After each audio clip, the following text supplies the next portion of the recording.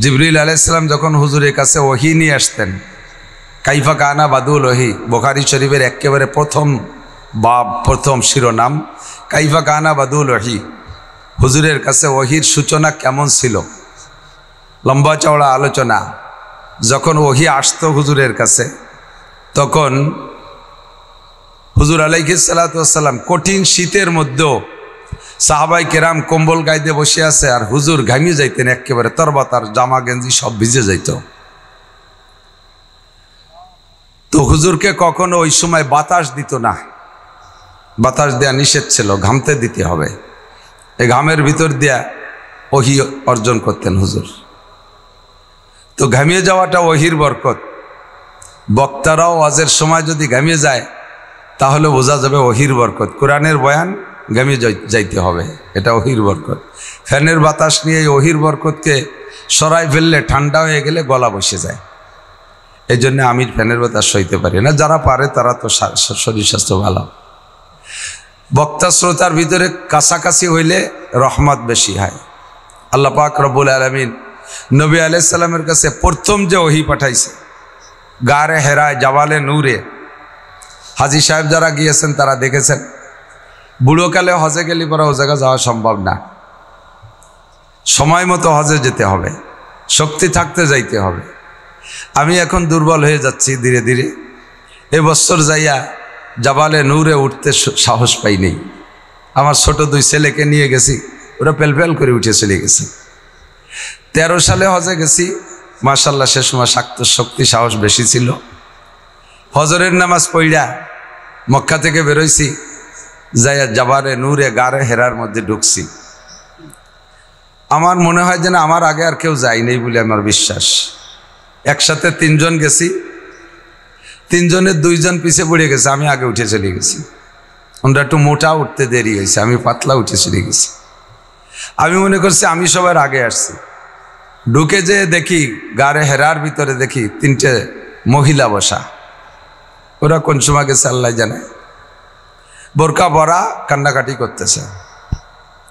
জায়গাটা এমনই জায়গা, যদি আপনিও যান মনে হবে যেন জিবরাইল আপনার কাছেও আসবে, এমন একটা পরিস্থিতি। এই একতাল ঠিক রাখো। কারেন্টে যেহেতু এভাবে আপ ডাউন করতেছে, জেনারেটর চালু রাখতে হবে, কারেন্টের আশায় বসে থাকা যাবে না। আপনিও যদি গারে হেরার মধ্যে যান তখন আপনার মনে হবে যেন জিবরাইল আপনার সাথে এখানে আসবে, সাক্ষাৎ করবে, এমন একটা হাল তৈরি হয়ে যায়।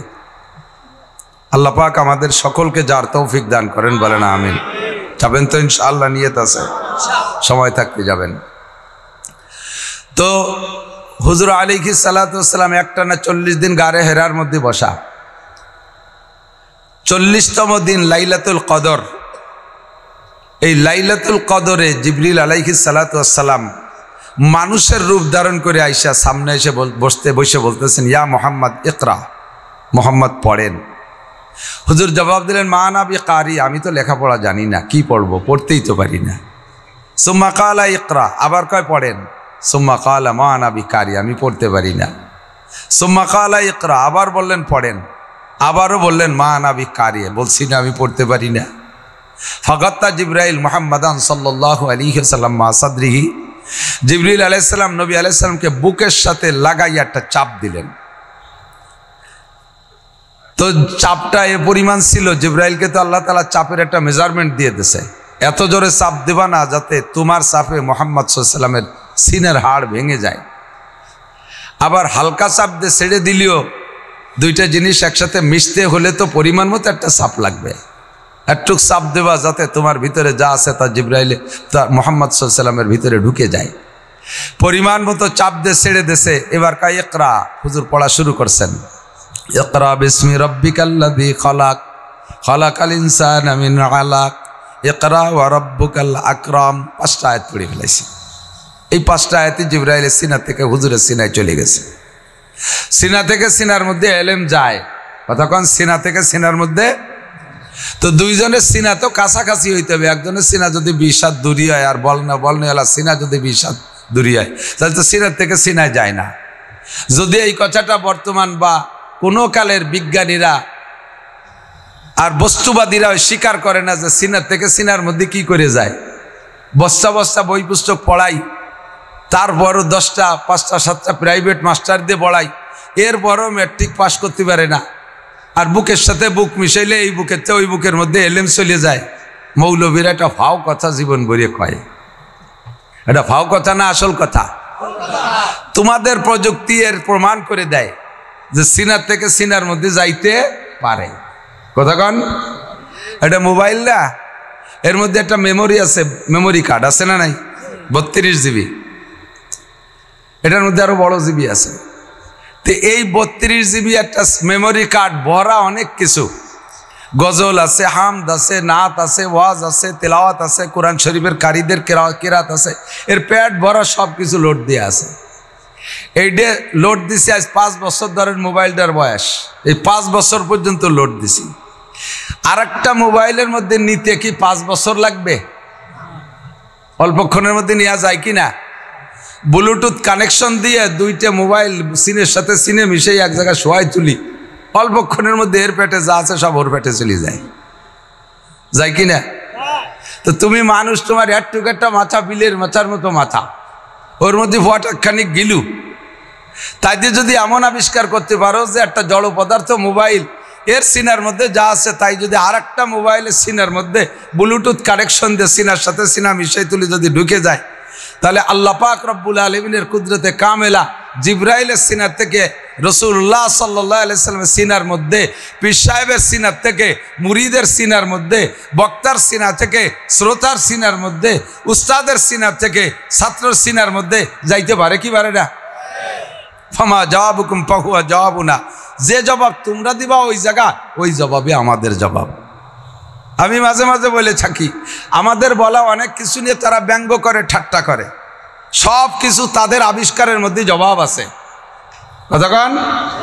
যেমন ধরে নেন, আমরা বলি কারি সিদ্দিকুল ইসলাম সাহেবের কবরের কাছে গিয়ে অথবা এই জায়গায় বসে আমরা 3 বার কুলুসুরো পড়বো, সকলে একবারও যদি পড়ি, 3 বারই জরুরি না, একবার পড়লে 10 পারা কোরআন শরীফ সব চলে যাবে। বলেন না সুবহানাল্লাহ?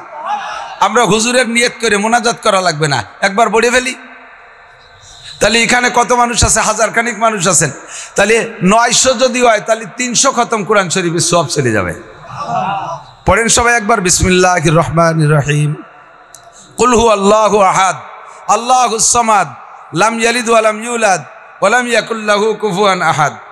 আল্লাহর কসম 10 পারা কোরআন শরীফ পড়ার নেকি পেয়েছি, আর আমরা নিয়ত করছি কারি সাহেব হুজুরের রুহের জন্য, ঠিক আছে না? নিয়ত করছি না?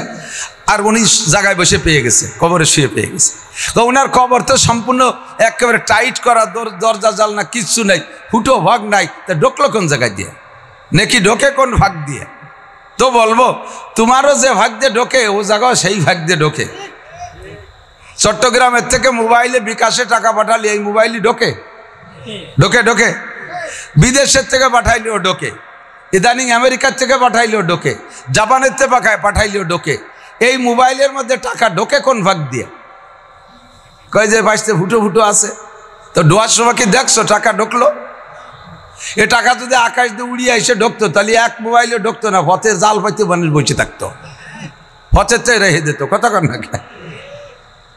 তো তোমার একটা মাথার গিলু দিয়ে যদি এমন আবিষ্কার করতে পারো যে ওই আমেরিকার থেকে টাকা পাঠাইলে তোমার মোবাইলের মধ্যে ঢুকতে সময় দেখিনি আবার ঢোকা হয়ে যায়, বেরোনোর সময় বেরোনো যায়, তোমার আবিষ্কার যদি এরকম হয়, আমার আল্লাহ পাক রব্বুল আলামিনের কুদরত এর চাইতে লক্ষ কোটি গুণ পাওয়ারওয়ালা।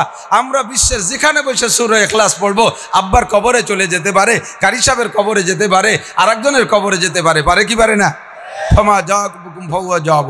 এই জন্য আমরা বক্তা শ্রোতা কথা বলার জন্য আমরা তৃপ্তি পাই, একটু কাছে কাছে আসলে এখন ভালো লাগবে ইনশাল্লাহ, সব বক্তাই খুশি হবে।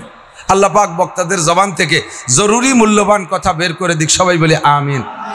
আপনি অস্বীকার করতে পারেন, আমি যে কথা বলতেছিলাম, অস্বীকারের স্বাধীনতা আছে, স্বীকারেরও স্বাধীনতা আছে। ফামান শাআ ফালইউমিন ওয়া মান শাআ ফালইয়াকফুর, যার মনে চায় মানো। কে বলেছে? একটু বলেন, কে বলেছে? মুখ দিয়ে একবার বলেন না, কে বলছে? 4000 নেকি পেয়ে গেছেন। এই জায়গাটা নেকির কারখানা, যদিও পোল্ট্রির গন্ধ আসতেছে তবুও নেকির কারখানা। একদিনের জন্য তো আর ফার্ম বন্ধ করে দেওয়া যায় না। একটু কষ্ট করে ধৈর্যের সাথে বসতে হবে। লোক আসবে প্রচুর, এইরকম একটা মাঠ ছাড়া তো আরিফ বিন হাবিবের মাঠ হয় না। আল্লাহ একবার আল্লাহ বললে কয়টা নাকি ভুলে গেছে, একটু সবক দেন না। কয় নাকি? 4000 নাকি, আরো বেশি দিতে পারে আল্লাহ। আমি তো গরিব মানুষ বলে কম কইছি। এক মাহফিলে কালেকশনের জন্য কইলাম যে ভাই 5000 টাকা দেবেন কে? একজনকে আমি 5 লাখ দেব। আমি ভয়তে তো 5 লাখ চাই নেই, যে আমি হলো ছোট বড়াইনি মানুষ, আমি 5000টা অনেক বড় মনে করছি, উনি 5 লাখ দিয়ে ফেলাইছে। আমি গরিব মানুষ, ছোট মানুষ, 4000-এর কথা বলছি। আমার আল্লাহ 4 কোটিও দিতে পারে কি পারে না? তো কেন আল্লাহর নামটা মহব্বতের সাথে নেব না? আল্লাহ পাক রব্বুল আলামিন স্বাধীনতা দিয়েছে, তুমি আমাকে মানলেও মানতে পারো, না মানলেও না মানতে পারো। আমরা বিশ্বাস করলেও করতে পারো, না করলেও না করতে পারো। কবর আযাব আছে, বিশ্বাস করলেও করতে পারো, না করলেও না করতে পারো। এর স্বাধীনতা তোমার আছে, যেহেতু তুমি দেখো নাই। ফেরেশতা আছে না নাই? মানতেও পারেন, না মানতেও পারেন। জান্নাত আছে না নাই? মানতেও পারেন, নাও মানতে পারেন। জবরদস্তি নাই। লা ইকরাহ ফিদ্দীন, ধর্মের মধ্যে কোনো জবরদস্তি নাই। পুলসিরাত আছে না নাই? হাসর নাসর হবে কি হবে না? মিজানের পাল্লায় মাপামাপি আছে না নাই? এসব কিছু আছে, তবে আপনি মানতেও পারেন, নাও মানতে পারেন। না মাননেওয়ালাকে আল্লাহ তাআলা ধরে ধরে পিটাই পিটাই মানায় না। মাননেওয়ালাকে সাথে সাথে আল্লাহ তাআলা মিষ্টি পাঠায় দিয়ে খাওয়ায় না। কতক্ষণ? ওয়ামান শাআ ফালইউমিন ওয়ামান শাআ ফালইয়াকফুর। যার মনে চায় মানো, আর যার মনে চায় না মানো না। তবে মানলে তোমার লাভ। মান ইহতাদা ফাইন্নামা ইয়াহতাদি লিনাফসি। যে ব্যক্তি হিদায়াতের বাণী গ্রহণ করবা, কথাকে মেনে নিবা, হিদায়াতের বিশাল একটা প্রতিদান আছে, সেইটা সেই পেয়ে যাবা। ওয়ামান দাল্লা ফাইন্নামা ইয়াদিল্লু আলাইহা। আর হিদায়াতের বাণী ত্যাগ কইরা এইটাকে অস্বীকার করে গুমরাহির পথ যে বেছে নিবা, তার গুমরাহির একটা ফলাফল আছে, গুমরাহির একটা প্রতিদান আছে, ওইটা তাকেই বহন করিতে হইবে। আল্লাহ তাজিরু ওয়াজিরাতুম বিজরা উখরা। একজনের বোঝা আর একজনের গাড়ে উঠাই দেওয়া হবে না, যার যার বোঝা তাকেই বহন করিতে হইবে। আল্লাহ পাক বলেন, জান্নাত না মানতে পারো, জাহান্নাম না মানতে পারো, পুলসিরাত না মানতে পারো, কোরআনকে বিশ্বাস না করতে পারো, আসমানি কিতাব না মানতে পারো, নবী রসুলকে তুমি নাও মানতে পারো, ফেরেশতা আছে নাও মানতে পারো, কিয়ামত হবে তাও না মানতে পারো, আরে কবর আযাব আছে তাও তুমি না মানতে পারো। আমার শরীয়তের যত যা কিছু আমি বলেছি একটাও তুমি না মানলে না মানতে পারো। হাত্তাকে আমি আল্লাহকে তুমি অস্বীকার করলে করতে পারো, তবে একটা জিনিস অস্বীকার কেউ করতে পারবা না, এনি ম্যান এভরিবডি কুল্লু নাফসিন যায়কাতুল মাউত। সমস্ত প্রাণী মরণশীল। বাঘেরও মানা লাগে আমাকে মরতে হবে, সিংহেরও মানা লাগে আমাকে মরতে হবে, হাতিকেও মানা লাগে আমাকে মরতে হবে। কথা বলুন ঠিক কি ঠিক না? আরে শুধু আমরাই না, ফেরেশতা পর্যন্ত জানে। একজন ফেরেশতাও থাকবে না। কুল্লু শাইইন হালিকুন ইল্লা ওয়াজহুল্লাহ। একমাত্র আল্লাহ ছাড়া কেউ থাকবে না। অবশেষে আজরাইল ফেরেশতা পর্যন্ত নিজের জানটা বের করে দিয়া উনিও মৃত্যুবরণ করতে বাধ্য হবে। এবার মরার ভয়তে তুমি কোথায় যাবা? ফাইনাল মাফার। করোনার ভয়তে মুখে মাস্ক পরো, বিভিন্ন রোগের ভয়তে তুমি অনেক প্রোটেকশন ব্যবহার করো, অনেক প্রতিবাদী অনেক কিছু তুমি ব্যবহার করো, কোনো তাই তোমারে বাঁচায় রাখতে পারবে না। ইজা জাজালুহুম লা ইস্তাখিরুনা সাআতান ওয়া লা ইস্তাকদিমুন। আর মরণ যখন আসবে, ও দোস্ত ভালো করে মনে রাখেন, হায়াত সীমিত, বলেন হায়াত, মরণ অবধারিত, রিজিক বন্টিত। রিজিক এই তিনটের ভিতরে আমাদের কাহারও হাত দেওয়ার সুযোগ। হায়াত সীমিত, কেউ অসীম হায়াত নিয়ে দুনিয়া আসে নাই। কতক্ষণ? আমাল হায়াতুদ দুনিয়া ইল্লা কালিল। এবং তা অতি সামান্য, একেবারে সামান্য, অল্প একটু হায়াত নিয়ে এসেছি। এই হায়াত সীমিত হায়াতকে কোনো কিছুতে বাড়ানো যাবে না। যত চিকিৎসা করেন সে নির্দিষ্ট সময় চলে যেতেই হবে। হায়াত সীমিত, অল্প একটু হায়াতের ভিতরে আমাকে পরকালের বিশাল পাথর নিয়ে যেতে হবে। আর দুনিয়া মাজরাতুল আখিরা। লক্ষ্য করি, খেয়াল করি, এই দুনিয়া হলো অল্প একটু হায়াত। অল্প একটু হায়াতের ভিতরে এই হায়াতটাকে বলা হয় দুনিয়ার এই জিন্দেগিটা হলো আখেরাতের জন্য খেতি, আখেরাতের জন্য ক্ষেত জমি। এখান থেকে কামাই কইরা আমাকে অনাদি অনন্তকালের সুখ শান্তি আমাকে সেখানে গিয়ে উপভোগ করতে হবে, অল্প একটু সময়ের ভিতরে ইনকাম করে যেতে হবে। তবে এই সময়টুর কোনো সীমাবদ্ধতা নেই। আরে এদিক তাকান, আল্লাহ তাআলা এর জন্য হায়াতের একটা সীমাবদ্ধতা কেউরে আগে জানায় না দিয়ার কি হিকমত আল্লাহই ভালো জানে। তবে আমি যেটা বুঝি সেটা হলো, যদি কেউরে নির্দিষ্ট হায়াত আমাদের মরণের সময়, জন্মের সময় গলায় যদি একটা ওয়ারেন্টি কার্ড দিয়ে দিত, ওই যে ফ্রিজ কেনেন, ফ্রিজে ওয়ারেন্টি কার্ড আছে না, এসিতে ওয়ারেন্টি কার্ড আছে না, মোবাইলে ওয়ারেন্টি কার্ড আছে, এখন যা কিনবেন বৈদ্যুতিক যন্ত্রপাতি সবগুলোর সাথে ওয়ারেন্টি কার্ড দিয়ে দেয়, একটা গ্যারান্টি দিয়ে দেয়, ঠিক না? এর ভিতরে নষ্ট হয়ে গেলে আপনারা পাল্টাই দেবে অথবা সারিয়ে দেবে। কিন্তু আমার এই জিন্দেগির জন্য একটা ওয়ারেন্টি কার্ড আল্লাহ দেয় নাই। কেন দেই নাই? যদি কের গলায় জন্মের সময় জুলাই দিত তুমি 60 বছর বাঁচপা, তাহলে ওই লোকটা 60 বছর বাঁচত না। কেন? প্রত্যেক দিন ওই কাঠ ধরে দেখতে, আরে আল্লাহ এদি 1 বছর চলে গেছে, আর কয়দিন ঠেলে ঠুলে গোটা 30 বছর পার করলিও 30-এর পরে যাইয়া দিন গুনতি গুনতি ওই স্টক করে বুঝিয়ে যেত আগে। আল্লাহ জানাই দেই নেই তুমি একটু সকালবেলা মরবা, কাল সকালে মরবা, রাত্রেও বসে বসে মোটা মোটা প্ল্যান করে, ইন্ডাস্ট্রিজ করব, কলকারখানা করব, এই করব সেই করব, আমেরিকা যাব, জো বাইডেনের মাইয়ে বিয়ে করব, কত প্ল্যান প্রোগ্রাম করতে চালে থাকে, অথচ উনি সকালে মারা যাবে। কথা কন ঠিক কি ঠিক না? এখন চলে সবার যাইতেই হবে, চলে সবার যাইতে হবে। যার বাস্তব প্রমাণ আমাদের সামনে থেকে কারি সিদ্দিকুল ইসলাম সাহেবও চলে গেছে। আমার মনে হয় না যেন চলে গেছে, আমার মনে হয় না যেন মারা গেছে। কিছু কিছু মানুষের মরণের পর এইরকম মনে হয়, ঠিক কি ঠিক না? আর হৃষ্টপুষ্ট একটা মানুষ, বড় শরীফুন নসব একটা মানুষ, ভদ্রলোক একটা মানুষ, নামে আর কামে বড় মিল ছিল। কিছু কিছু নামের একটা ক্রিয়া থাকে, নামের একটা ক্রিয়া থাকে। সিদ্দিক নামের মানুষগুলো দুই একটা ব্যতিক্রম থাকতে পারে, সিদ্দিক নামের মানুষগুলো বেশিরভাগই ভালো হয়, সত্যবাদী হয়। আবু বকর সিদ্দিক রাদিয়াল্লাহু তাআলা আনহু, ঠিক না? আমার বিশ্বাস ভাইকে আল্লাহ তাআলা কিয়ামতে আবু বকর সিদ্দিকের সাথে পার করে দিবেন আল্লাহ তাআলা। নামের বরকত থাকে। কিছু কিছু যেমন মজনু একটা নাম, মজনু, এই মজনু নামের মানুষ পাগলামি আরো বেশি। আমাকে এক সাথী ছিল ছোটবেলায় মজনু নাম, তার পাগলামি জ্বালায় হুজুররাও অস্থির, পরে কয় নাম পাল্টাও, পরে নাম পাল্টায় ইমদাদ নাম রাখছে, পরে আস্তে আস্তে শান্ত হয়ে গেছে। কিছু কিছু নামের বরকত থাকে। তো সিদ্দিক নামও বড় বরকতি নাম, সত্যবাদী। কি বাদী বলেন? আল্লাহ তাআলা ভাইকে মাফ করে দিক, বলেন আমিন। তো অল্প সময়ের ভিতরে চলে গেছে, সময় যখন হয়ে গেছে কেউ বলা যাবে না যে অকালে মৃত্যু হয়েছে। কের ওয়াকালে মৃত্যু হয় না। 5 বছরেরটাও কাল অনুযায়ী মরছে, 10 বছরেরটা মরছে, সেও তার কাল শেষ হয়ে গেছে মরছে, 16 বছরেরটা মরছে, সেও তার কাল শেষ হয়ে গেছে। ওয়াকালে কের মরণ নাই। সবার যে কাল আল্লাহ তাআলা ধার্য করেছেন, আল্লাহ পাক বলেন কুল ইন্নাল মাউতাল্লাযী তাফিরুনা মিনহু, বলে দাও উম্মতের কাছে যেই মরণের ভয়তে তুমি পালাই বেড়াচ্ছ, তাফিরুনা মিনহু ফাইন্নাহু মুলাকিকুম, ওই মরণে তোমার সাথে সাক্ষাৎ করবেই করবে। ফাইন্নাহু মুলাকিকুম, তুমি যেখানেই থাকো না কেন সে জায়গা যে তোমার মরণে ধরবে, যেটা তোমার টাইম আছে সেই সময় মরবে। আল্লাহ পাক বলেন 5টা বিষয় তুমি জানো না। ইন্নাল্লাহা ইনদাহু ইলমুস সাআ, কিয়ামত কবে হবে এটা তোমারে জানতে দেই নেই। ওয়াইনাজিলুল গাইস, কোন মেঘে বৃষ্টি নামবে এটা তোমারে জানতে দেব না। ওয়াইনাজিলুল গাইস ওয়া ইয়ালামু মা ফিল আরহাম, কোন নারীর পেটে সন্তান আছে, কি সন্তান আছে, এইটা তোমাদেরকে আগের থেকে জানতে দেব না, বাচ্চা পেটে আসার আগে। আর ওমা তাদরি নাফসুম মাজা তাকসিবু গাদা, আগামীকাল কে কি ইনকাম করবো এইটা কেউ আল্লাহ তাআলা অ্যাডভান্স জানতে দেন নাই।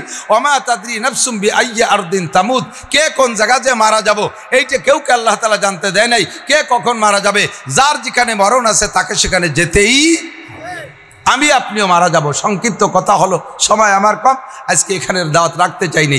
তারপরও কারি সাহেবের কথা শুনে আমি সব ঝামেলা বাদ দিয়ে অল্প একটু সময় এখানে ওনার ইসালে সওয়াবের জন্য, ওনার জন্য দোয়া করার জন্য আসছি। সুপরামর্শ একটা হলো, আল্লাহ নবী বলেন উজকুরু মাহাসিনা মাউতাকুম, খুব খেয়াল করব। তোমাদের ভিতরে যারা মারা যায় তাদের ভালো গুণগুলো আলোচনা করবা, তাদের গুণগুলো আলোচনা করবা। তাতে লাভ কি? পরিষ্কার হাদিসে আছে, হুজুর একদিন এক জানাজার পাশে দাঁড়ায় বলেন, যদি তোমরা কোনো মৃত্যু ব্যক্তি সম্পর্কে 40 জন মানুষের সাক্ষী দাও যে লোকটা ভালো ছিল, তাহলে আল্লাহ পাক তাকে ভালো বিবেচনা করে মাফ করে দিবেন। কুমাইতে কুমাইতে সাহাবায়ে কেরাম নিয়ে আসলেন মাত্র 3 জনের মধ্যে। হুজুর লাস্টে বললেন তিনজন মানুষও যদি মন থেকে বলো লোকটা ভালো ছিল, লোকটা এই গুণের অধিকারী ছিল, আল্লাহ তাআলা তাকে মাফ করে দেবেন। আমাদের মধ্যে কেউ যদি এরকম আমাদের প্রশংসার বদৌলতে ক্ষমা পেয়ে যায়, তাহলে আমাদের কোনো লস আছে? কোনো লস আছে? কাজেই আমরা প্রশংসার সাইডটা রাখবো, তবে প্রশংসা করতে হবে ভালো দিক দিয়ে। আমি আগে একদিন ইউটিউবের ভিতরে একটা জানাজার ভিতরে জানাজায় দাঁড়াইলে তো মানুষ এগুলো বলা বলি করে, আর কোন কোন এলাকায় প্রথা আছে, জিজ্ঞেস করে উনি কেমন ছিলেন, সবাইকে ভালো ছিল, উনি কেমন ছিলেন, ভালো ছিল। এইটা নিয়ম না, এইটা নিয়ম না। কারণ ওই গতানুগতিক বলতে খারাপ ছিল জানে কেউ কেউ, সে ওই তালে তালে মিথ্যে কথা কয় ভালো ছিল। কিন্তু ওই জায়গায় দাঁড়ায় দেখতেছি নেতারা দাঁড়াইয়া ওই মাইয়েতের প্রশংসা করতেছে, কয়েকজনে কয়েক রকম বলছে। তো একজনে বলতেছে উনি বড় ভালো মানুষ ছিলেন, আমাদের সাথে কত যে কনসার্ট করছেন, কত জায়গা উনি গান গেয়েছেন, আর কত যে উনি ড্যান্স করতেন, উনার ড্যান্স মেয়েদের চেয়ে সুন্দর ছিল, উনি বড় ভালো ছিলেন। ফেরেশতারা কি কয় জানেন? তো ড্যান্স করাটারে খালি আমাকে রেঞ্জের মধ্যে বাটা, কবরে দে ওরে মাজা বাড়ো ভাঙি বেলায় তো ড্যান্স করায় ছাড়িয়ে দেবে। গান গাইতে ভালো, সুদ খাইতেন ভালো, ভালো ঘুষ খাইতেন, এদেশের মানুষের কাছে যথেষ্ট পয়সা নিয়ে এনে চাকরি দিয়েছেন, এদেশে ভালো ভালো কিছু করেছেন। রাতের বেলা উনি চুরি করতেন, উনি ফার্স্ট ক্লাস ডাকাত ছিলেন, ডাকাতির লিডার ছিলেন, উনি 1 নম্বর মিথ্যাবাদী ছিলেন। এগুলো করার দরকার নাই। সেদিন একটা জানাজা পড়াইছি, সেই জানাজার যে মাইয়েতের উদ্দেশ্যে ওই মসজিদ মহল্লার ইমাম সাহেব সাক্ষী দিচ্ছেন। উনি বাড়ি আসছেন খুলনা থেকে, আজ থেকে 12 বছর আগে। এই 12টা বছর আমি এই মসজিদের 16 বছর ইমাম, উনি আসছে 12 বছর বাড়ি। 12 বছরের ভিতরে একটা ওয়াক্ত জামাতের নামাজ ওনার মিস হতে দেখিনি। ইমাম সাহেব যদি মুসল্লি সম্পর্কে এমন সাক্ষী দেয়, এবং উনার কোরআন শরীফ পড়াটা এত সুন্দর ছিল যে আমার অনুপস্থিতিতে উনি আমার স্থানে ইমামতি পর্যন্ত করতেন। আমি ঘুম থেকে না উঠলেও ফজরের সময় এসে আমাকে ডেকে উঠাইতেন। আমার জানা মতো উনি তাহাজ্জুদও ছাড়তেন না। এই জাতীয় প্রশংসার কথাগুলো ওই লোকটার মরণের পরে বিশাল উপকারে আসে। আমাদের যদি জানা থাকে, আমি যেটা জানি কারি সিদ্দিকুল ইসলাম সাহেব ভাইয়ের সম্পর্কে, আমার সাথে কোনোদিন উনি টকিঝকি করেন নাই, মানুষের উপরে প্রেশার ক্রিয়েট করতেন না। আমাদের দাওয়াত দিতে যায়, অনেকেই যায়, বক্তাদের দাওয়াত দিতে যায়, যাইয়ে একেবারে পাড়ায় ধরে দাওয়াত একটা রাখতেই হবে। যদি আপনি দাওয়াত না রাখেন তাহলে মমতাজ রেদে গান দেব, কে হিসাবে রিকেট দেশে আমার চিন্তা হতে পারে। আপনি যদি দাওয়াত না রাখেন তাহলে আমরা আইডি নাড়ই দেব। এভাবে এমন প্রেশার দেয়, অথচ ডায়েরিতে খালি নেই। কারি সব যাইতেন, হুজুর এই তারিখ খালি আছে, আছে খালি, তাই লিখে নেন। এরপরে যদি বলতাম না ওই তারিখ খালি নাই, ইনশাল্লাহ আগামী বছর দাওয়াত নেব ইনশাল্লাহ। হুজুর আসছি তাহলে, আসসালামু আলাইকুম। কোন বক্তা এই মাদ্রাসায় আসছে আর উনি যেখানে পড়াইছে তাকে দ্বিতীয়বার দাওয়াত দিলে সে আসবে না, এরকম আচরণ উনি কোনোদিন করতেন না। উনার নাম শুনলে আসার জন্য ব্যস্ত থাকতেন, লম্বা চওড়া টাইম ওয়াশ করার জন্য বিরক্ত করতেন না, হাসি মুখে কথা বলতেন, সত্য কথা বলতেন। একজন দিনদার মানুষ ছিলেন, লিবাজিল্লা আল্লাহর হস্তে খেদমত করেছেন। আপনারা কি সত্য, আমি কি সত্য বলতেছি বলেন? সত্য বলতেছি বলেন? আপনারা মনের থেকে ছাড়া বলবেন না।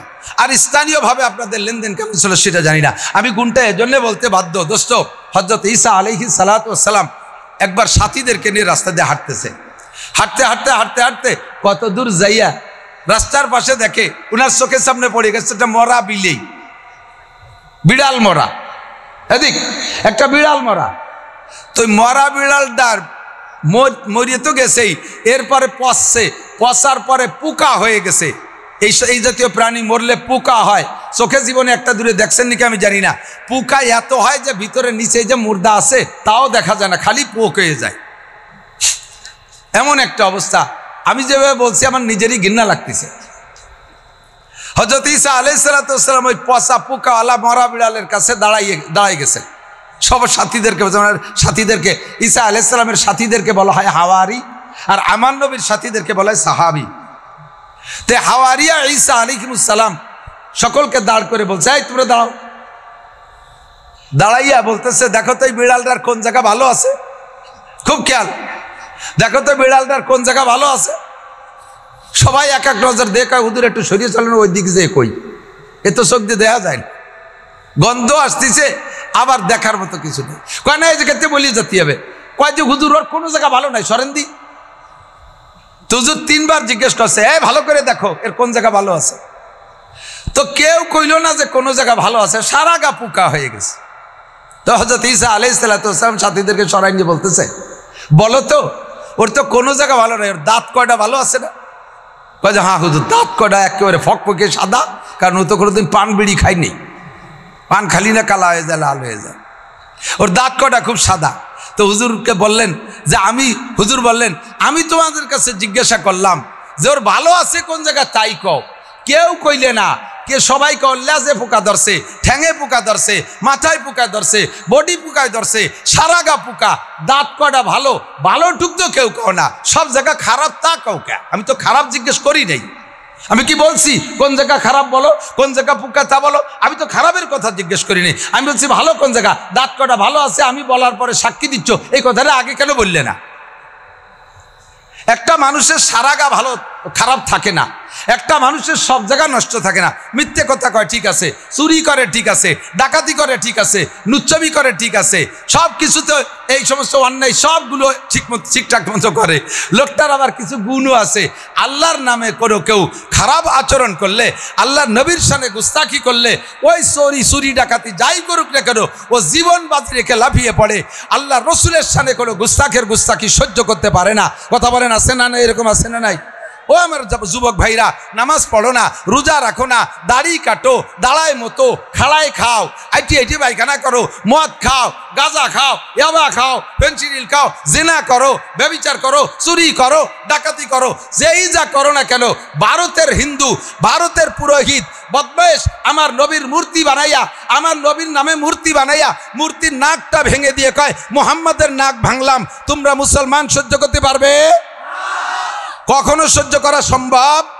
দেহের ভিতরে এক জাররা রক্ত থাকতে এর প্রতিবাদ আমি না করে ফিরে আসতে পারি না। কথা বলেন ঠিক ঠিক না? এমন গুণ যদি থাকে সেই গুণটা আমি কেন বলবো না? মুসলমান বিশ্বনবীর অপমানে যদি না কাঁদে তোর মন, কাজী নজরুল ইসলামের কথা ঠিক না? উনি কবিতা লিখেছে, বিশ্বনবীর অপমানে যদি না কাঁদে তোমার মন, মুসলিম না মুনাফিক তুমি রবিজির দুশ্মন। ভারত থেকে সমস্ত সব 2 নম্বরের প্রোটেকশন হয় ভারত থেকে। ভারত হলো ভেজালের গুরু, ভেজালের কারখানা। এদেশের যত ফরমালিন তাও আসে ভারতের থেকে, খাদ্যের ভেজাল ভারতের থেকে, তেলের ভিতরের ভেজাল ভারতের থেকে, সয়াবিন তেলের সরিষার তেল বানায় এই ভেজাল ভারতের থেকে আসে, সকল খাদ্যের ভেজাল, ধর্মের ভেজাল সম্পূর্ণ ভারতের থেকে প্রোটেকশন হয়। কথা বলেন ঠিক ঠিক না? গোলাম মোহাম্মদ কাদিয়ানি আমার নবীর এগেনস্টে নবুয়তি দাবি করেছে, আপনারা কি তাতে একমত? গোলাম মোহাম্মদ কাদিয়ানি নবী? কি বলেন? একটু জোরে বলেন। যে কাফের বলতে এই জায়গা মুখ বন্ধ করে রাখবেন। সবাই তো করছে আমি একা না করলে কি হয়েছে, ধরে নেওয়া হবে। আর আসুকুতে নিসপুর রেজা, চুপ থাকার সমর্থনের লক্ষণ। মনে হবে যেন আপনি গোলাম মোহাম্মদ কাদিয়ানিকে নবী বলার পক্ষে। গোলাম মোহাম্মদ কাদিয়ানি কি? তাকে যারা কাফের না বলবে, তাকে যারা নবী বলবে তারা তো কাফেরই, তাকে যারা কাফের না বলবে তারাও কাফের। ঠিক কি ঠিক না? এর বাড়ি কোন জায়গা? ভারত। বাড়ি কোন জায়গা?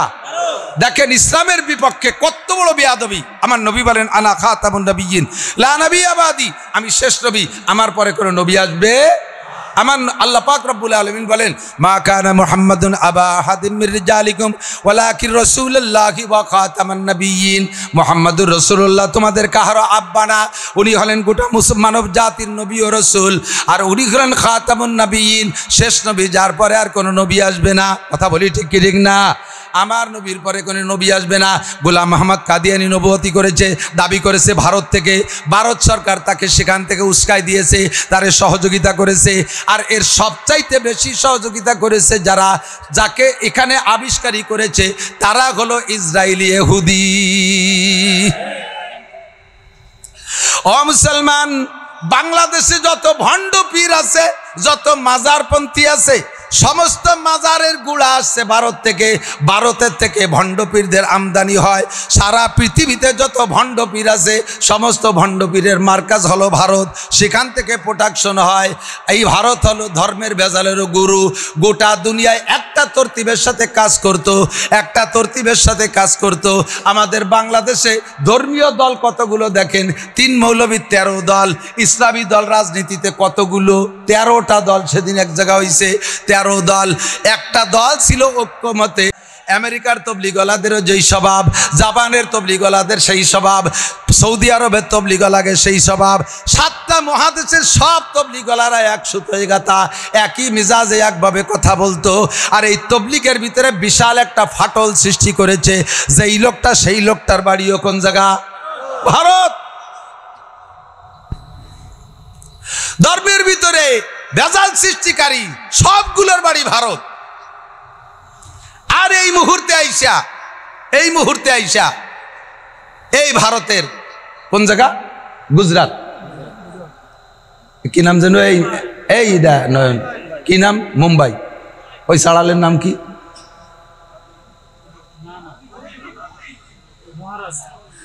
কি মহারাজ যেন নাম। আমরা এদিক তাকান, আমরা এই জায়গায় কত বয়ান করছি। এ গ্রামে গ্রামে মহল্লায় মহল্লায় মাহফিল হয়। কোন মাহফিলে কোন হিন্দুদের কটাক্ষ করে আমরা কথা বলি? তাদের মন্দির মূর্তি সম্পর্কে আমরা কোনো খারাপ মুক্তি করি? এত বড় মুহূর্তে দেখেন, এই মাননীয় কি বলা হয় বিগত সরকার, শেখ হাসিনার সরকার যতদিন ছিল ক্ষমতায়, অতদিন বাংলাদেশের মুসলমানদের উপরে রাজত্ব করতে হিন্দুরা। আমরা মাহফিল করতে জন্য অনুমতি নেওয়া লাগতো, হিন্দুদের পূজায় অনুমতি লাগতো না। আমাদের মাইকি সাউন্ড বেশি হয়ে যায়, এতে শব্দ দূষণ হয় বিদায় আমাদের মাইক বন্ধ করে বক্সে ওয়াজ করা লাগছে। আর হিন্দুরাই একটানা 7 দিনের দিন 10 দিন পূজার মাইক এমন জোরে ধুমধাড়াক্কা চালায়, মসজিদে মুসল্লিরা নামাজ পড়তে পারে না, তাদের অনুমতি লাগে না। তারা এভাবে শব্দ দূষণ করে দেশে রাজত্ব চালাইছে। কথা বলেন ঠিক না? আমাদের উপরে তারাই দেশে থেকে নির্যাতন করেছে। আমরা কখনো কিছু বলি নাই, আমরা কখনো কিছু বলি নাই। আল্লাহ দে ছেড়ে দিছি। আমরা তাদেরকে দেশের মেহমান মনে করেছি, মেহমানের মর্যাদায় রেখেছি। আমরা বাড়িওয়ালা হিসেবে আমরা আমাদের একটু লস মেনে নিছি। বোঝেন বাড়িওয়ালা আর মেহমানের পার্থক্য? আপনি আপনার এদিক তাকান, আপনার একটা ভাইয়ের একটা উদাহরণ দিলে বুঝতে সহজ হয়। আপনার একটা ভাইরা বাইরে আপনি দাওয়াত দিয়েছেন, এই ভাইরার একটা ছেলে 5 বছর বয়স, বহুকাল আসে না আপনাদের বাড়ি। এই বাচ্চাটা হওয়ার পরে কোনোদিন আসে নাই। আপনার আদরের শালি মোহাব্বতের ভাইরা একটা বাচ্চা হয়েছে, তাও সেরকম দেখতে, দাওয়াত দিয়েছেন, তাদেরও পয়সা করি আছে, আসছে আপনার বাড়ি বেড়াইতে। আসার পরে আপনারও 5 বছরই একটা আছে ছেলে। তো 2 খালাতো ভাই একসাথে ঘরের মধ্যে আনন্দ করে, খেলাধুলা করে, ফুর্তি করে।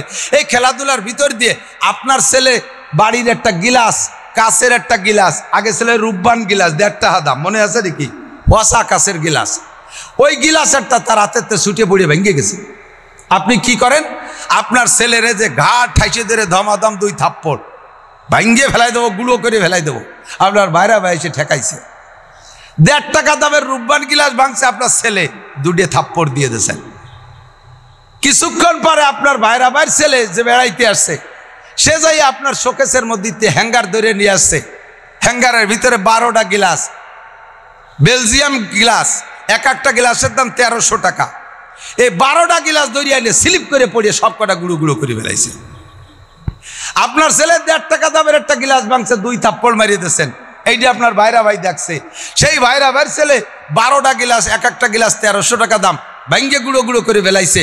আপনার কেমন লাগতেছে এইটা অনুভব করে আপনার ভাইরা ভাই তার ছেলেরে যায় থাপ্পড় শুরু করছে, এক করে শেষ করে ফেলাই দেবো, আর কোনোদিনে বাড়ি আনবো না। আপনি সে সময় কি করবেন বলেন তো? আপনি আপনার ভাইরা ভাইরে ধমক দেবেন, এই ছোট ওরে মারিস না, ও ছোট মানুষ, ও কি বুঝে, ও কি বুঝে, ও গিলাস ভাঙছে, কি হয়েছে কি? ওরম গিলাস আমার শোকেস ভরা রয়েছে, ওরে আর ফিরে মারলে কিন্তু খবর আছে। ওরে যদি আর মারিস, ও জীবনে আমার বাড়ি বেড়াতে আসবে না। ও বলবে যে না, খালা বাড়ি বেড়াতে যাবো না, ও বাড়ি গেলে খালি মায়ের খাওয়া লাগে, ওই ওয়াইতে আর কোনোদিন আসবে না। এখন ভাইরা ভাই কি কয়, আমারটা 12টা ভাঙলো, তাতে তুমি মারতে যাও না, তোমারটা দিয়ে 1.5 টাকা দামের একটা ভাঙছে, তারে দিয়ে 2 থাপ্পড় দিলে। ওটা হলো বাড়িওয়ালা আর ওটা হলো মেহমান। ওরে যদি 1.5 টাকা দামের গিলাস ভাঙার পরে থাপ্পড় দূরে না দেয়, ও কয়েকদিন পর আমার শোকেস ভেঙে ফেলাই দেবে, গাজারটা আসাতি দেয়। এটা হলো বাড়িওয়ালা, মেজবান আর মেহমানের পার্থক্য। কতক্ষণ? আমরা মুসলমান সংখ্যাগরিষ্ঠ, তারা আমাদের কাছে অমুসলমানরা সংখ্যালঘু, আমরা তাদেরকে মেহমানের মতো যত্ন করেছি।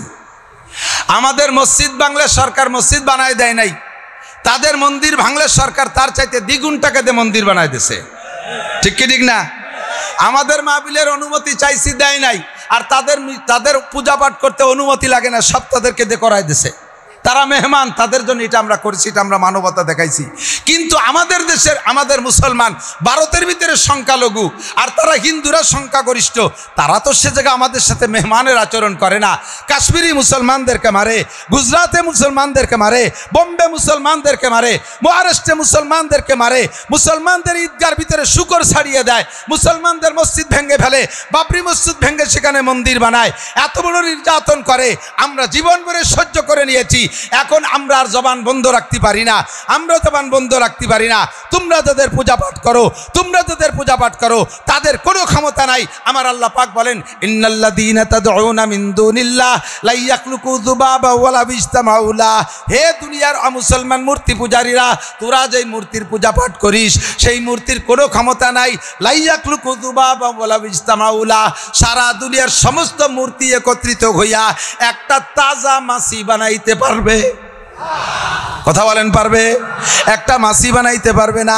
আল্লাহ কয় মাছি বানাইতে পারবে না, শুধু তাই না, ওয়া ইয়াসলুবুহুমুদ যুবাবু শাইআন লা ইয়াস্তানকিযুহু মিনহু। তোরা তোদের দেবদেবীর সামনে যে প্রসাদ দিস, তাদের সামনে দই দিস, তাদের সামনে মিষ্টি দিস, তাদের সামনে কলা দিস, যত প্রসাদ তাদের সামনে দিস, ওগুলো যদি মশা মাছিতে খেয়ে ফেলে, এমনকি তাদের গায়ের থেকে যদি কোনো অঙ্গ খুলে নিয়ে যায়, লা ইয়াসলুবুহু যুবাবান, তাদের গায়ে, তাদের হাত থেকে, মাছির হাত থেকে একটা খাদ্য, একটা কিছু তারা কেড়ে রাখার ক্ষমতা রাখে। কথা বলেন, রাখে? বলি নাই কোনো দিন, এখন বলে দেব, বলি নাই কোনো দিন। আমরা দেশে ধর্মনিরপেক্ষতা পথ অবলম্বন করেছি, যার যার ধর্ম সেই সেই পালন করো, লাকুম দিনুকুম ওয়ালিয়া দিনের আয়াতের পর আমরা আমল করেছি। আমাদের বিশ্ব নবীর গায়ে যখন হাত দিয়েছ, তার বিপক্ষে যখন জবান খুলেছ, এখন আর আমরা বসে থাকতে পারবো? সম্ভব? একেবারে জবাব হবে, উপযুক্ত জবাব। সাবধান হয়ে যাও। আর মুসলমান রেডি থাকো। বাংলাদেশ সংখ্যাগরিষ্ঠ, অল্প একটু জায়গা, বাংলাদেশ সামান্য কয়েকজন মানুষ। সেদিনকে একজন কয়, ভারতের 100 কোটি মানুষ যদি পেশাব করে দেয়, তাতে বাংলাদেশের 18 কোটি মানুষ ভাইসে পেশাবে ভাইসে বঙ্গোপসাগরে চলে যাবে। পেশাব খালি করে দেখ, পেশাব খালি করে দেখ। কথা বলেন? আমরা কোরআনে বিশ্বাসী। আমার আল্লাহ বলেন,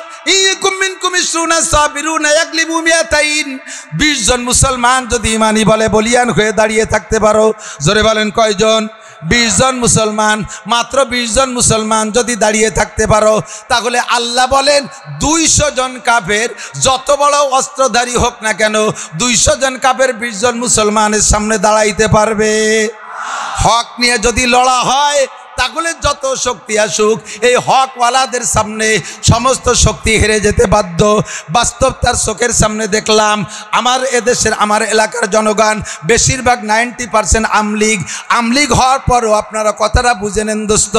আল্লাহু আকবার। যুবকরা, ছাত্ররা যেই বিষয়টা নিয়ে আন্দোলনে নামছে, বিষয়টা কিন্তু ন্যায়সঙ্গত ছিল, বৈষম্য বিরোধী। কথাক্ষণ ঠিক না? শুধু মুক্তিযোদ্ধার সন্তানরা চাকরি পাবে, আর এদেশের বাকিরা চাকরি পাবে না। এরা কোঠায় পড়ে না, বিদায় চাকরি পাবে না। এদের এই আন্দোলনটা ছিল হক। এই হক আন্দোলন নিয়ে নামছে।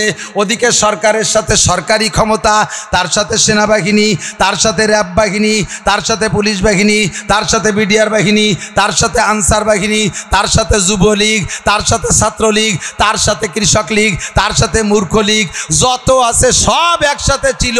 মাত্র হক নিয়ে কয়েকজন যুবক মাঠে নামছে, আর এই হকের পক্ষে থাকার কারণে সরকারের এত বড় ক্ষমতা হেরে যেতে বাধ্য হয়েছে। কথা বলুন, ঠিক ঠিক না?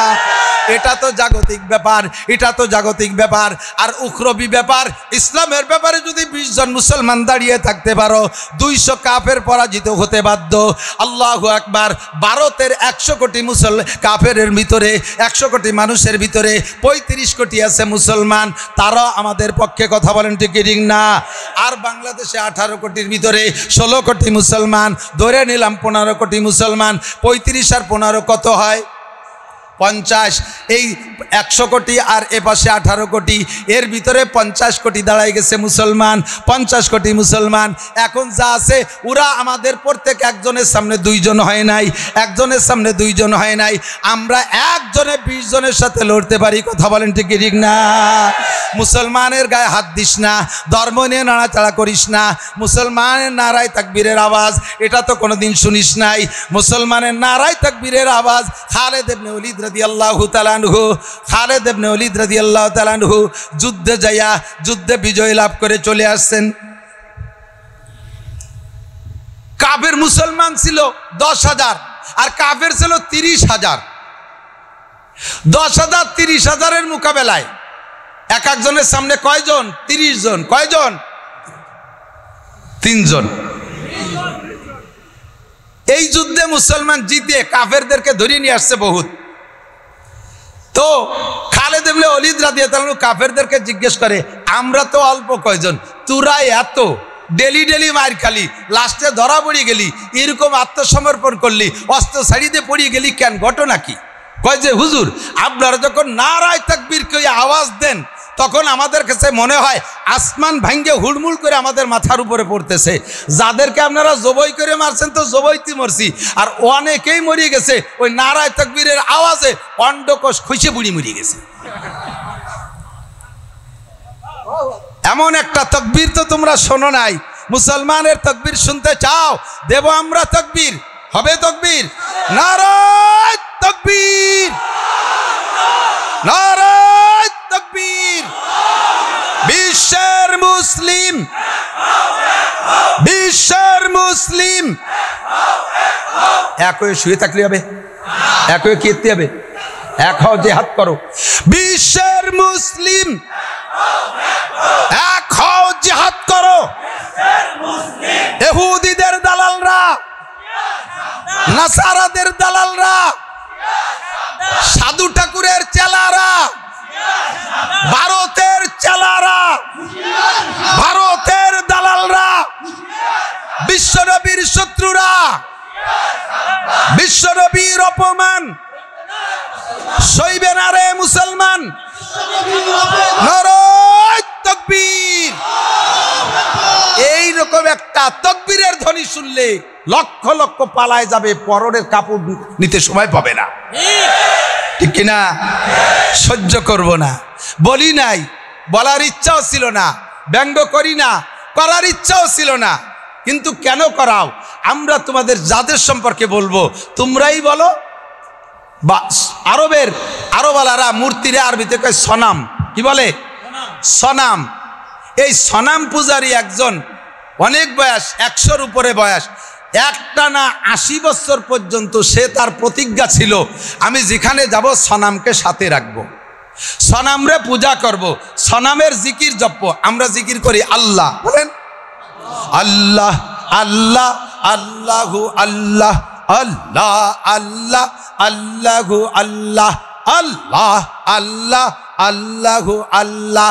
সমাদ সমাদ, বলেন সমাদ সমাদ সমাদ সমাদ। কার নাম? কুল হু আল্লাহু আহাদ, তারপরে আল্লাহু সমাদ। সমাদ আল্লাহর নাম। উনরা আরবিতে ওনাদের মূর্তি রেখে সনাম।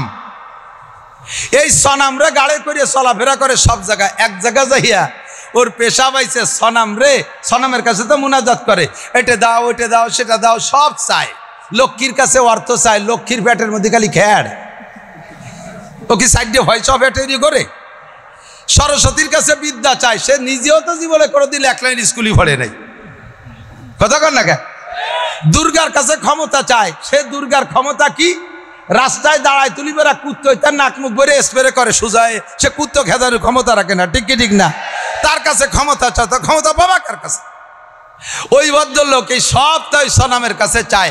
আজকে ওর রাস্তায় চলার পথে সনাম তো গাড়েই রয়েছে, সনামরে রাইকে পেশাব করতে গেছে, তো সনামরে রাস্তার পাশে পেশাব করতে গেছে, দেখে দূরিতে পেশাবের ভিতরে ফস ফস ফস ফস শব্দ আসতেছে, ওর পেশাব ছাড়াও পিছনে একটা শব্দ দেয় যে কুত্তো সেই সনামের আগাগুলা স্প্রে করে দিছে।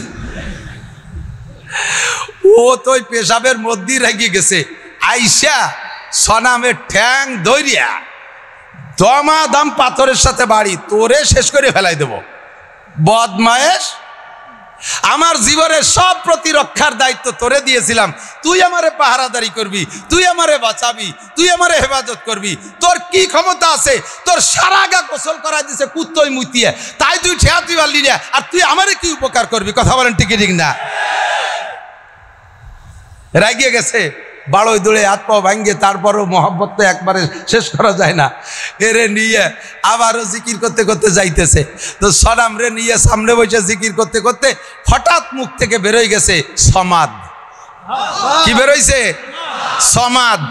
এই সনাম রে 80 বছর ডাকছে, সনামে জবাব দেয় না।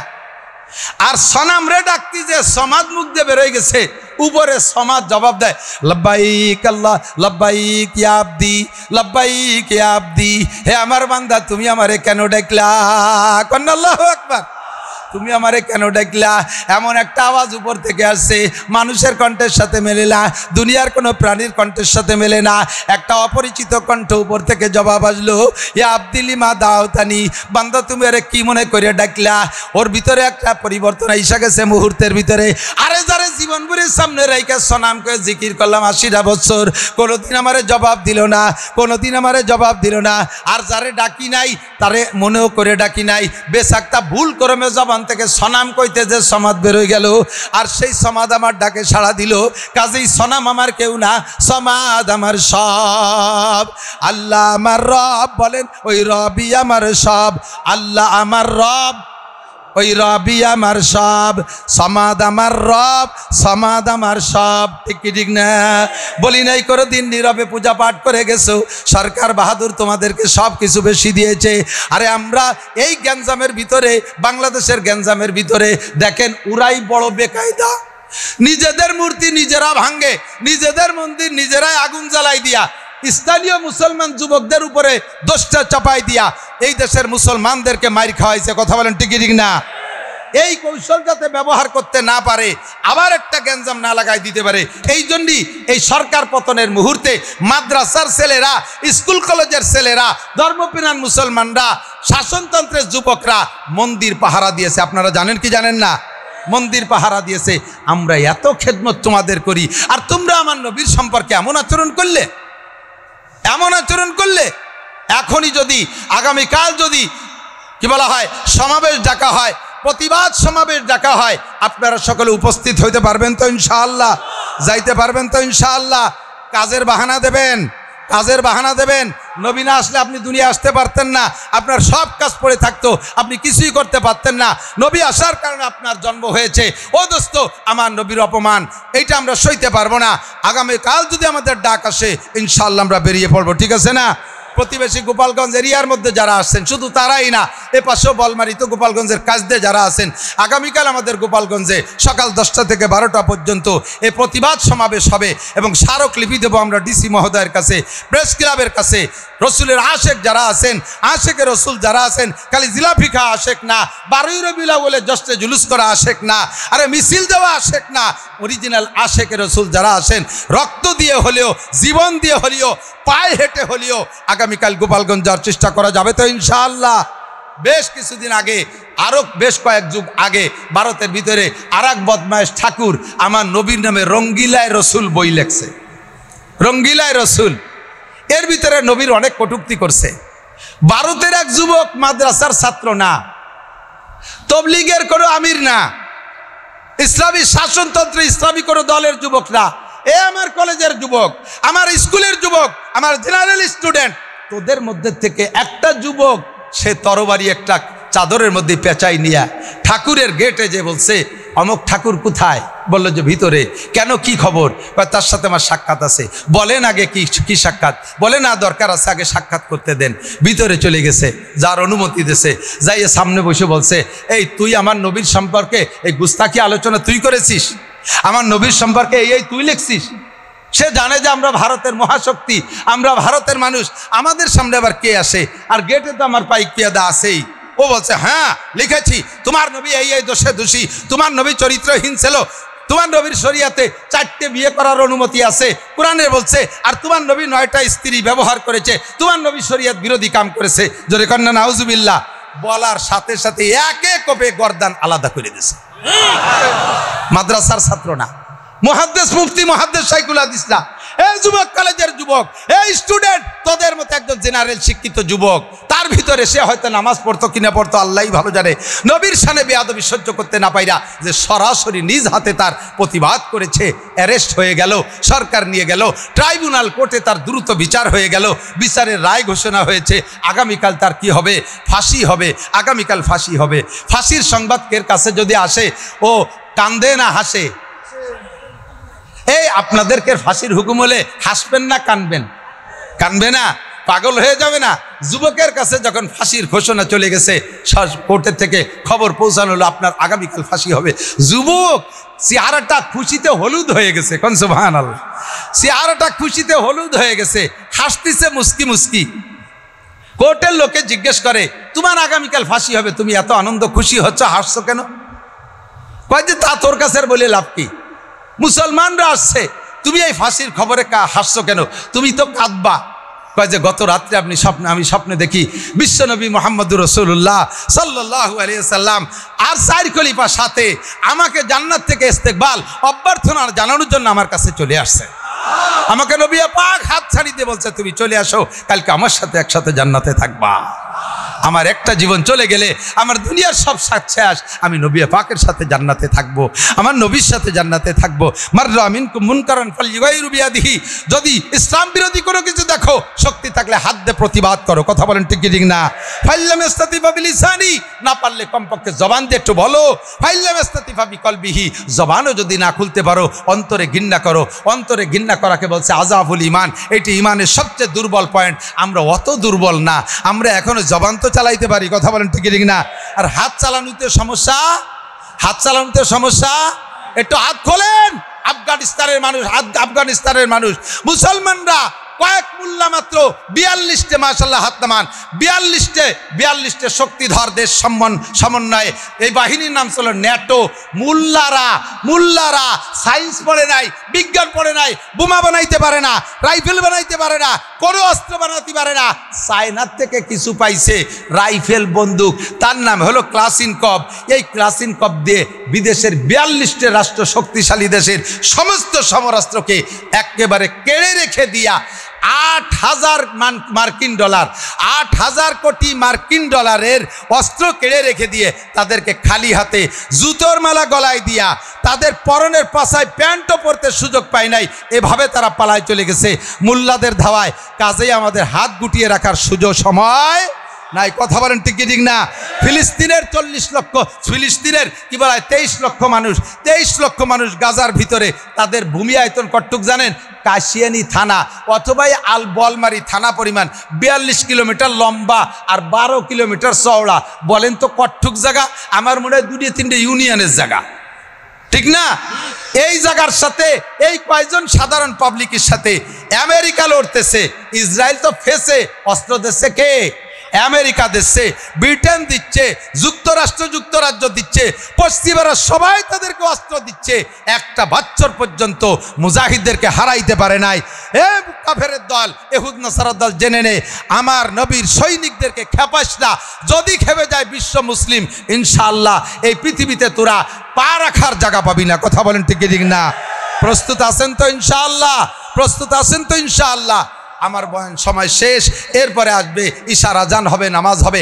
একজন মানুষ যদি আজকে এখান থেকে নামাজ ছাড়া উঠে চলে যাও যুবক, তাহলে প্রমাণ হবে তুমি মুহাম্মদুর রাসূলুল্লাহর সঠিক সৈনিক নও, তুমি মিথ্যাবাদী। এখানে অনার্থক হাত জাগাইছো। রসুলের সৈনিক হিসেবে প্রমাণ দিতে অজু বানায় এই জামাতের সাথে, বড় জামাতের সাথে নামাজ হবে।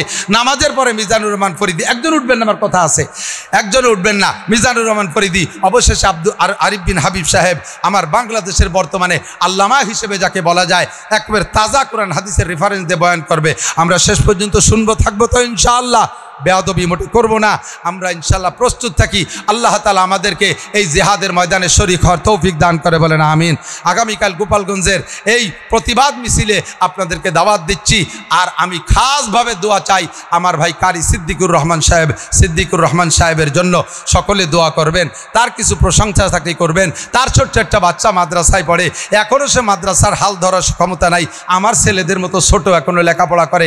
ছেলেটা ফারেক হয়ে লেখাপড়া শিখে আসুক, বাপের বাপের এই স্থান সে বসতে পারে, আর তার মাদ্রাসাটা আমরা সকলে মিলে সহযোগিতা করব তো ইনশাআল্লাহ। এই মাদ্রাসার পক্ষে কারা কারা একটু হাত দেখাবেন? মাদ্রাসার পক্ষে থাকবেন তো ইনশাআল্লাহ? ধান দিয়ে, পাট দিয়ে, লজিং রেখা, চামড়ার টাকা দিয়ে, জাকাত পেত্রা, এককালীন অনুদান দিয়ে আমার ভাইয়ের, আপনার ভাইয়ের মাদ্রাসা কারি সিদ্দিক সাহেবের মাদ্রাসার পাশে থাকবো ইনশাআল্লাহ। আল্লাহ তাআলা মাদ্রাসাকে কবুল করুক, আমাদের মর্দে মুজাহিদ হিসেবে, জেহাদি সৈনিক হিসেবে আমাদের কবুল করুক, বলেন আমিন।